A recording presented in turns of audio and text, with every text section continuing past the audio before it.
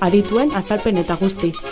Eta azkenik, egun amaitzeko, Bizkaiko limusin arrazako abelgorrien txapelketako eta nekazaritza lehiaketako sari banaketa egingo da. Asteburuari amaiera emateko, gizon proba jokatuko da Zamudioko probalekuan. Animatu eta zatuz Zamudiora, ekintzaz jositako asteburu honetaz gozatzera.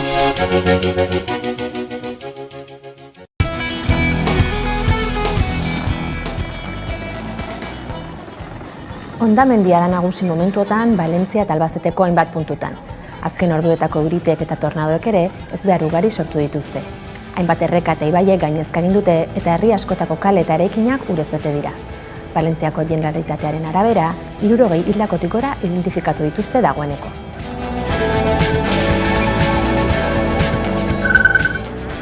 Eguerdion, Euskal Autonomia Erkidegoko osasun itunaren maila berriz elkartu da gaurko goizean Gasteizen. Lore Bilbao Administrazio eta Finantzak eta Sanitarioko sailburu ordea itxaropentsu agertu da bilerara sartu aurretik.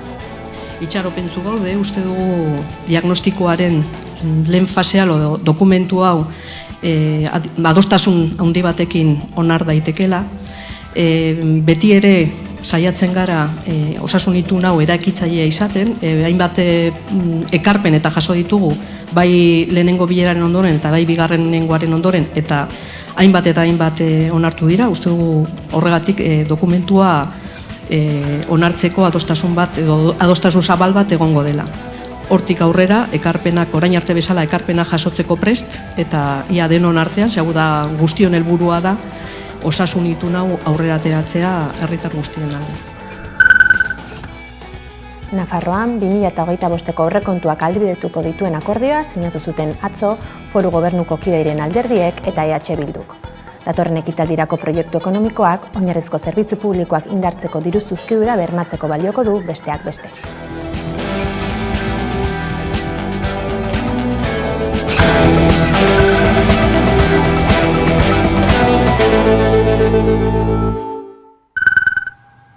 Eguerdion guztioi. Ordu 2:03 diren honetan emango diogu hasiera gaurko albistegiari. Atzo itxi zuten Nafarroako Gobernuak eta EH Bilduk 2025ko aurrekontuetarako akordioa. 28 orriz osaturiko dokumentuak islatzen du hitzarmena eta aste ugaritan zehar izandako elkarrizketen ostean gauzatu da. PSN geroa bai eta kontigozturekinek eta EH Bilduk 2025ko aurrekontuen akordioa itxi berri dute. Akordioa hainbat astetako elkarrizketen ondoren iritsi da, hurrengo ekitaldirako Nafarroako aurrekontu orokorrek oinarrizko zerbitzu publikoak indartzeko aurrekontuei estaldura emateko diru zuzkidura berma dezaten. Hala jasotzen du testuak azken urteotan hasitako lan ildoari jarraipena emateko. Izan ere, azken urteotan hainbat aurrekontu akordio lortu dira. Lortutako adostasuna 28 orrialdeko dokumentu zabal batean islatzen da, eta exekutiboaren ia ekintza arlo guztietan partekatutako lehentasunak jasotzen ditu, bai eta etorkizunerako zenbait erronkare. Nafarroako gobernuaren politiketan egonkortasuna sendotzeko. Sinatzaileak bat datoz, herritarren gehiengo sozialaren beharrei erantzuteko gai izango den Nafarroa oparoago, berritzaileago, pluralago eta solidarioago baten bila. Aurreko urtetan bezala, Nafarroako Gobernuak eta EH Bilduk akordioaren jarraipen batzorde bat eratzea erabaki dute. Hartutako konpromisoak abian jartzeko prozesua jarraitu alizateko. Baita konpromiso horien betetze maila aztertu alizateko ere. El acuerdo alcanzado y que hoy se presenta no ha sido sencillo, puesto que las dos partes hemos tenido que dialogar para encontrar los puntos en los que compartimos prioridades y salvar de esa manera las evidentes distancias que en muchos de los aspectos nos separan. Naiz eta alderdi ezberdinek adierazi duten ituna lortzea beste urtetan baino gehiago kostatu zaiela, 10. urtea da eskuinak aurrekontuetan eraginaz duela eta pozik agertu dira.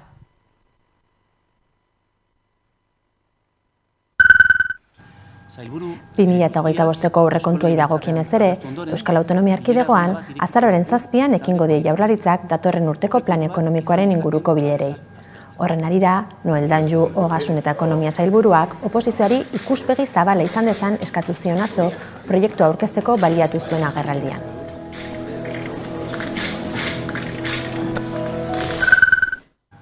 Eusko Alderdi Jeltzalea erabat murgilduta dago bere barne prozesuan. Azaro amaierarako espero da lurraldetako buru batzarrak berritzea Eta azken ordutan baieztatu du Gorka Urtaranek Araba Buru Batzarreko presidenterako bigarren itzulira aurkeztuko dela. Hala, Jone Berriozabal hautagai ofizialistarekin lehiatuko da. Gorka Urtaran Gasteizko alkate ohiak onartu egin du Eusko Alderdi Jeltzalearen Araba Buru Batzarreko presidente izateko barne prozesuaren bigarren itzulira pasatzea. Hori horrela, Jone Berriozabal hautagai ofizialistari egingo dio aurre. Hala ere Berriozabalek babes zabalagoa lortu du joan den asteko lehen bozketetan, 36 batzokietan irabazi du eta alkate ohia 12 gaiendu da. Bien bitartean Gipuzkoan Eneko Goia Donostiako alkateak ere babes nahikoa lortu du Maria Eugenia Arrizabalagaren aurka bigarren itzulian lehiatzeko, hain zuzen ere Arrizabalaga da Joseba Egibarren hautagai kontinuista. Bizkaian aldiz, David Salinas Armendariz abokatua eta euskal selekzioen ofizialtasunaren defendatzaileak Inigo Ansola Markinarrari egingo dio aurre bigarren itzulian, itsaso atutxa ordezkatzeko. Azaroaren amaierarako osatuta egongo da Eusko Alderdi Jeltzalearen tokiko zuzendaritzen aldaketa prozesua eta ondoren beste fase bat abiatuko da Euskadi Buru Batzarra berritzeko Andoni Ortuzarren etorkizunaren zalantzarekin. Julen Arzuaga EH Bilduko kideak Gasteizko Legebiltzarreko parlamentari izateari utziko dio.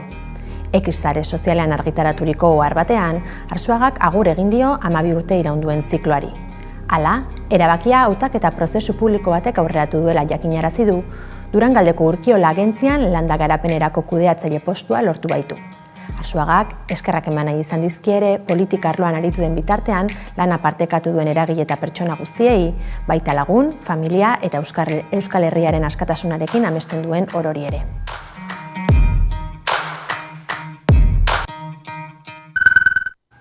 Atzo onartu zuen Espainiako Kongresuak mozal legea bertan bera utzi eta berau ordezkatuko duen araudia tramitatzen hastea. Aldaketa, EH Bildu eta Espainiako gobernuak gauzaturiko akordioak ahalbidetu du.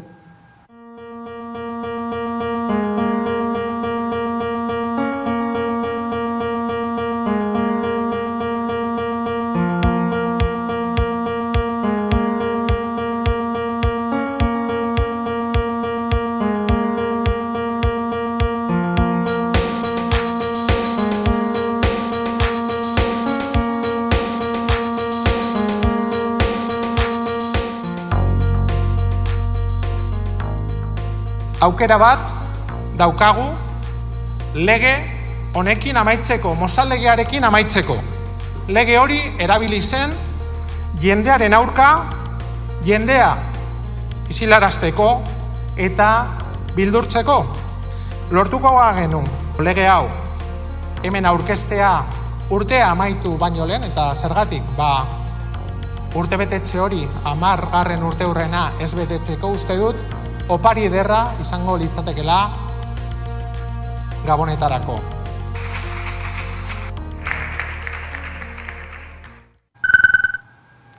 Ertzaintzak mozal legea aplikatu dio Euskal Herria Bizirikeko kide bati mendian egindako mobilizazio baten arira eta emakumeak helegite bat aurkeztu zuen isunaren kontra.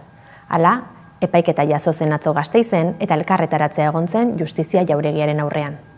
Beste behin mozal legea baliatzen duten inongo bermerik gabe militantzia zigortzeko, gelditzen ahalegintzeko. Egitasmo suntsitzaileen suntsitzaileek edozein baliabide darabilte beraien negozioak aurrera ateratzeko. Ezinbesteko da tamainako erokeria honen aurrean altzatu eta aurre egitea, ezein zaintaiaren gainetik. Ez digute balio ingurugiro arazo eta klima larrialdearen sustatzaileek inposatu nahi dizkiguten zazi irtenbide interesatuek. Irtenbidea lurraren defentsan antolaturiko herritarroetatik etorriko da. Gure babes osoa adierazten diogu epaitegian dagoen kideari. Mozal legeari ez. Ipar Euskal Herrian, polizia armatzeko erabaki hartu dute, bai Hendaian eta baita Donibane Loizunen ere.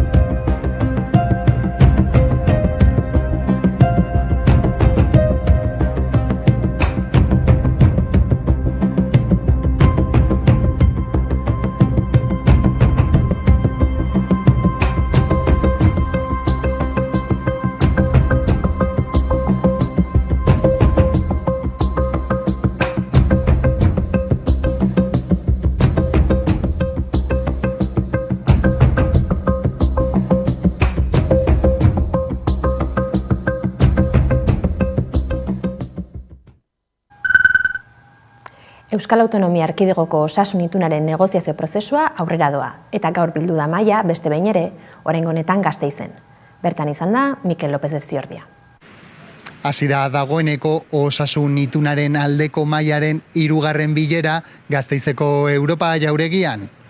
Euskal osasun sistema publiko proaktibo eta preventibo bat lortzeko bildu dira gaur eragile politiko, sindikal eta profesionalak.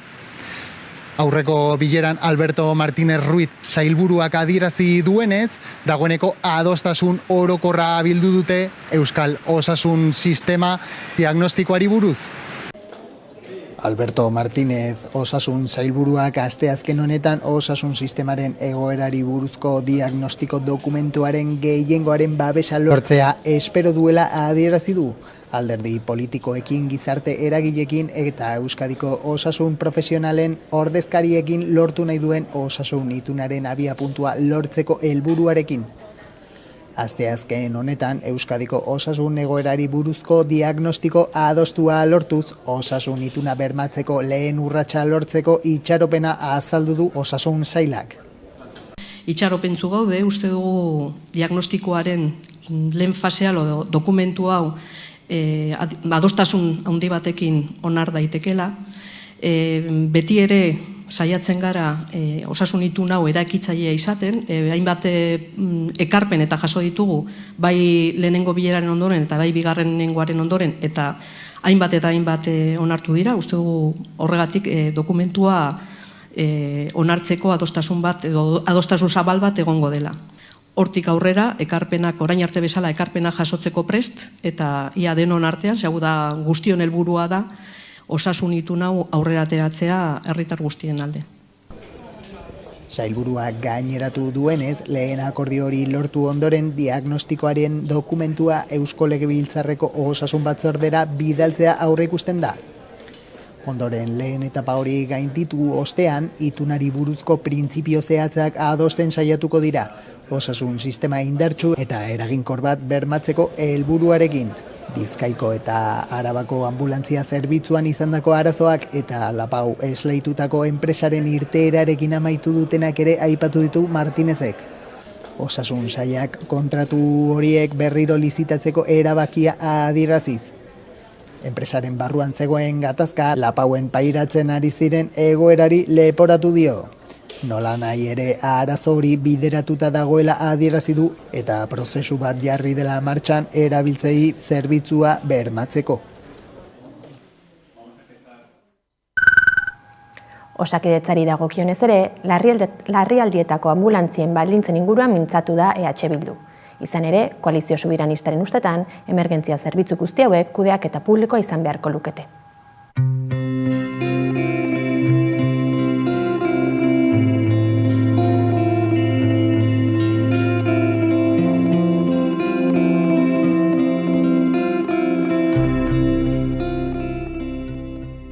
Urteak daramatzagu eztabaida hori planteatzen, eta ostegun honetan osoko bilkurara ere proposamen bat dakarkigu.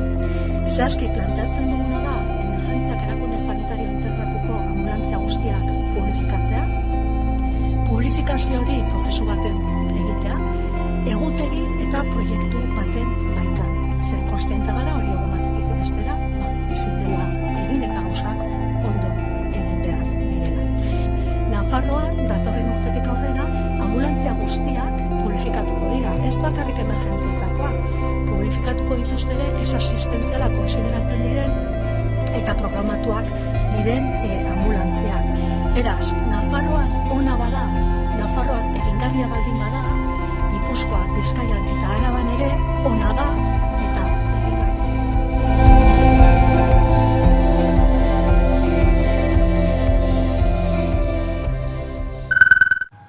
Nafarroan, indarkeria matxistaren biktimentzako errekurtso berri bat jarri dute martxan. Oraingo honetan, buru osasun arazoak dituzten eta eraso matxistak jasan dituzten emakumeentzako egoitza bat ireki da. Nafarroko gobernuak egoitza baliabide espezifiko bat jarriko du osasun mentaleko arazoak edo adikzioak dituzten eta indarkeria matxistaren biktimak diren emakumeentzat. Datorren urtean zehar, horretarako utzitako higiezin bat egokituko du, 200.000 euroko aurrekontuarekin, eta baliabideak eta arreta emango dizkio pertsona bakoitzaren arabera. Hala, iragarri dute Felix Taberna lehen lehendakariorde eta lehendakaritza eta berdintasuneko kontseilariak eta Patrizia Bat Nabiko zuzendari gerenteak. Prentsaurreko batean, 2025erako berdintasunaren alorreko berrikuntza eta jarduera ildo nagusiak azaltzeko. Su máxima preocupación en el sentido del mayor de los problemas es la violencia machista. Y en ese sentido nosotros encaramos y queremos afrontar la violencia machista porque los datos que nos llegan del ámbito de Fiscalía, ya en este año estamos ya en las 1.700 denuncias por violencia hacia las mujeres. Nabarmentzekoa da gainera 2025ean emakumeengandako indarkeriaren aurkako bigarren ekintza plana eginen dela. Bertan, indarkeriaren arloko neurri zehatzak jasoko dira, foru eta toki eremurako. Era berean, Nabik Nafarroan emakumeen mutilazioa prebenitzeko eta horren aurrean jarduteko protokoloa eguneratzeko asmoa du. Datorren urtean gainera, indarkeria matxistaren ondorioz eraildako emakumeen seme-alabentzako diru laguntzen araubidea ezarriko duen foru dekretuaren garapena amaitzea aurreikusten da. Aurrera egingo da ere leihatila bakarra sortzen eta emakumeen aurkako indarkeriaren biktima izatearen akreditazio guztietarako prozedura homogenizatzen. Azkenik, Nabik lanean jarraituko du sentsibilizazio kanpainen bitartez, pentsamendu kritikoaren eta herritarren mobilizazioaren bidez eraldaketa soziala sustatzeko.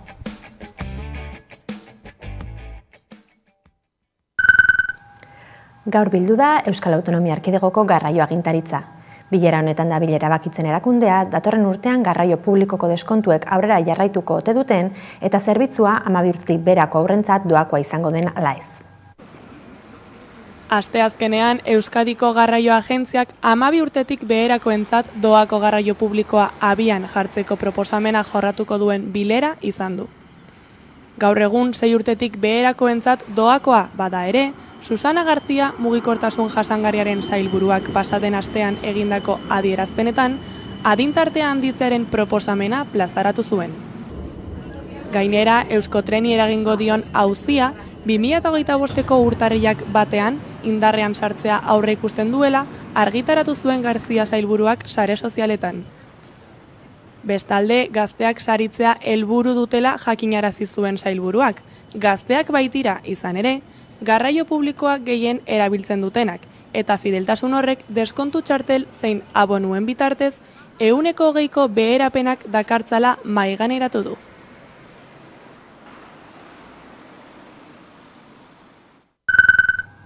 Garraio jasangarriarekin jarraiki, Gasteizko Udalak 50 bizikleta elektriko Aleokairuan jartzeko asmoa duela jakinarazi du. 2025ko udan iritsiko da Gasteizera bizikleta elektrikoak alokatzeko zerbitzua. Oraingoz 50 bizikleta izango dira eta 4 estazioetan egongo dira eskuragarri. Antxo jakituna hiribidean, Leizaola plazan, Iparralde gizarte etxean eta autobus geltokian alegia. Jada Euskal Herriko hiriburu gehienetan aspaldi finkatu zen tendentzia jasangarri hau, Gasteizen ere duela 12 urte planteatu izan zen. Orduan aurrera atera ez bazen ere, oraingoan EH Bilduk, PSE eta EAJ gobernutaldearekin mugikortasun aktibo eta iraunkorra bultzatzeko lortutako aurrekontu akordioak hau bermatu du. Akordioak 55.000 euroko aurrekontua izango du. 300.000 euro ekimen hau garatzeko aurrekontu negoziatzotik eta 150.000 euro Next Generation Funds Europarretatik. Estazioen kokapena ez da ausazkoa izan, esaterako intermodalitatearekin mesedegarriak dira eta bidegorriekiko lotura zuzena daukate kokaleku hauek. Lerro zuzenean 1,2 kilometro eta 1,4 kilometro tartean aurkitu daitezkelarik. 50 bizikletekin hasiko badira ere, etorkizunean egin daitezkeen zabalkuntzak aztertuko dituzte. Honetarako, birkarga puntuen eta ibilgailuen eragin zein eskariaren inguruko aldizkako ebaluazioak egingo dituzte.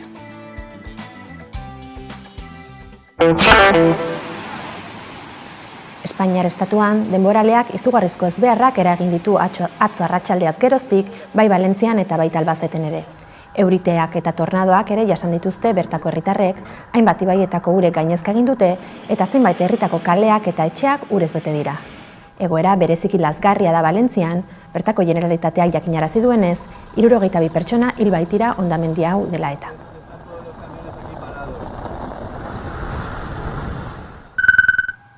Ekialde hurbilean, Israelen erasoek aurrera diraute eta azken orduotan 100 pertsonatik gora erail ditu armada sionistak Gazako zerrendan.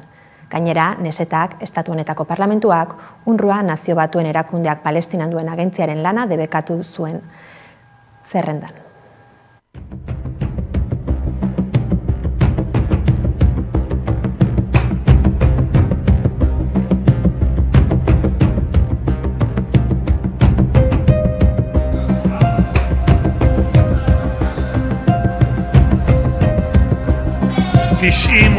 בעד, 10 נגד. אני קובע כי ההצעה בקריאה השלישית ותיכנס לספר החוקים. כעת נעבור לנושא הבא שעל סדר... מה? לברך הכנסת השכל. אתה רוצה לברך? חברת הכנסת השכל כבר הגיעה, אז היא תברך קודם ואחריה אתה. בבקשה.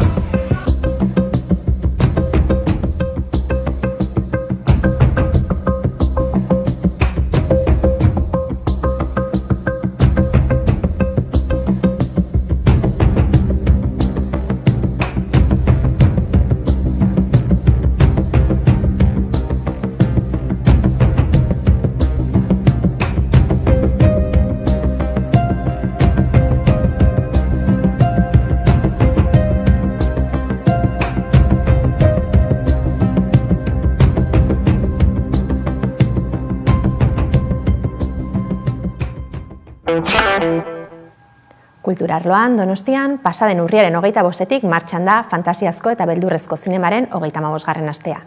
Datorren azaroaren batera arte, bertako eta nazioarteko hainbat ekoizpen ikuskatzeko aukera izango dute bertaratzen direnek. Gau beltzaren bueltan fantasiazko eta beldurrezko zinemaren 35. astea egiten ari dira Donostian, iragan ostiraletik azaroaren batera. Bi data horien artean fantasiazko zinemak aurten eman dituen film luze eta labur honenen hautaketa bat proiektatuko da, eta hainbat jarduera egingo dira programazioa osatzeko. Hain justu Nacho Vigalondo zuzendari duen Daniela Forever euskal produkzioak eman zion hasiera zinemaldiari, eta Pablo Hernandoren Unabaien euskal produkzioak emango dio amaiera azaroaren batean. Gainera beste euskal produkzio bat estrainatu da, Rich Flu. Galder Gaztelu Urrutiak zuzendua, eta beste film askoren artean ikusi ahal izango dira Bodegon con fantasmas, Denboraldiko sorpresa, Terrifierriru, Exuma eta Oditi.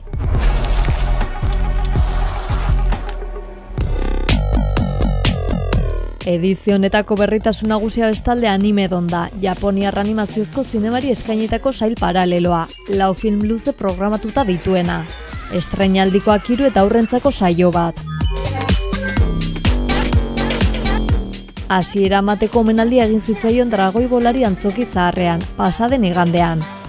Animedonen barruan bestetik bi erakusketa ere izango dira aurten. Dragoi Bolatik infinitura Akira Toriyamari omenaldia eta Euskadi Fantastikoa 20 Nacho Fernández.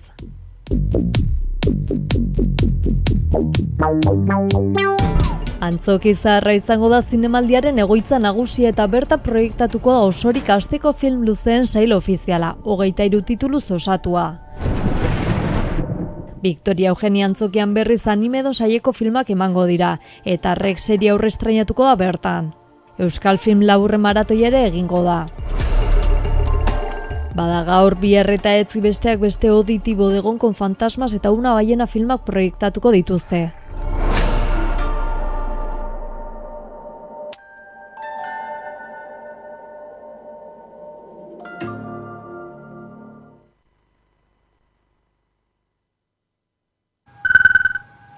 Gaur goizean aurkeztu du Bilbon Azkoe Fundazioak Jokoteknia jardunaldien 7. edizioa.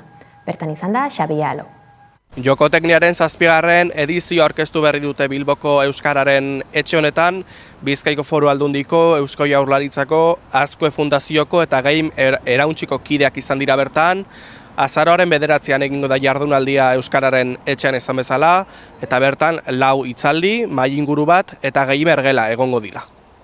7. jokoteknia honetan Euskal Herrire begire jarriko gara barriro, Izan be, etxeko 4 hizlari gonbidatu euko duguz, arlo desberdinetan aditu da bakoitza, eta modu horretara bideojokuei lotutako askotariko gaizek lantzeko asmo edo helburu hori dekogu. Hitzaldizek amaitzute, mai inguru euko dugu, esan moduen, Arrobiako, Tartangako eta Digipeneko ikasliekaz, Euskal Herriko industrizen inguruen hausnartzeko, bertan ze helburu dekogu zen, zer hobetu leiken, eta etorkizunera begire be, ia zer espero da beneurek, horren inguruen hausnartzen ibiliko gara eurekaz. Euskarazko bideojokuen erakustaldiz egingo dugu, gamergela. Gure hizkuntzan jokatu aldizen hainbat joku ezagutzeko eta probatzeko aukeri egongo da. Gaurkoan, literatura jaialdi eta beste hainbat kulturekimenen inguruan mintzatuko da gure kolaboratzaile Irati Agirrezkoenaga. Literatur amuak jaialdia egingo da Ondarruan, disiplina desberdinetako sormena eta euskara ardatzartuta. Aurten ere, herriko sortzaileek hartuko dute leku bereziena jaialdi honen baitan. Juan Fernández Egiguren argazkilariak esaterako, ondarrutarrek bildumaren 2. atala erakutsiko du udal erakusketa aretoan gaurko egunetik hasi eta azaroaren 10 bitartean. Egunero 6-etatik 8 eta asteburuan 11-etatik ordu bat erdietara. Bihar, urriaren 31 arratsaldeko 7-etan, kofradia zaharrean artxibo biluzia antzeslana egongo da, metroa kuadraka antzerki kolektiboaren eskutik. Eta azaroaren 1-ean, 6-etan, kofradia zaharrean baita ere, aurre eta helduentzako ikuskizuna. Egun berean, 7-etan, toki berean, kofradia zaharrean bertso saio espekulatiboa egongo da, Nerea Ibarzabal, Onintza Enbeitea eta Sustrai Kolinaren eskutik gai jartzailea Berriozabal izango da. Larun batean, azaroak 2 Mikel Etxaburu lerkariak Matxalingo Alaba lan arrakastatzuan oinarritutako poesia musikatu ikuskizuna plazaratuko du, kofradia zaharrean arratsaldeko 8-etan. Matxalingo Alaba Saturrarango kartzelan egondako emakumeen bizipena kontatzen duen lana da. Eta azaroaren 8-an, datorren astean, 6-etan, solasealdia egongo da Miren Agur Meabe idazlearekin. Ikuskizun guzti hauetarako ez da behar sarrerarik doainik dira, baina edukiera bete arte sartu ahal izango da. Kulturarteko plaza feminista zinema bihurtuko da 2 astez, nun da Hernanin. Hain zuzen, datorren ostegunetik, azaroaren 7-tik, 17 izango da Ariak zinemaldia. Euskal Herria, Palestina, Sri Lanka, India, Chile, Senegal, Espainia, Nigeria, edota Brasil, han eta hemengo errealidadeak ezagutzea, Brasilek, han eta hemengo errealidadeak ezagutzeko aukerak emango dizkigute. Hori emango dugu aurtengo edizioak, dokumentalak, solasaldiak, musika eta aurten afrodantza saio bat ere izango dira. Hernaniko udaleko lankidetza sailak sustatzen du zinemaldi hau, giza eskubideen urraketak eta hoien aurrean antolatzen, aurre egiten eta erresistitzen duten Euskal Herriko zein munduan barreneko protagonistei ahotsa emateko. Edizio honetarako gainera memoria hartu da gai gisa. Horri lotura ertz askotako eta eremu geografiko ugaritako istorioak ezagutzeko aukera izango dute bertaratzen direnek. Itsasorekuona lankidetza zinegotziak berak zehaztu duenez, aurten ere dokumental emanaldiak solasaldiekin osatuko dira, erresistentziak hobeto ezagutzeko eta kokatzeko bere hitzetan.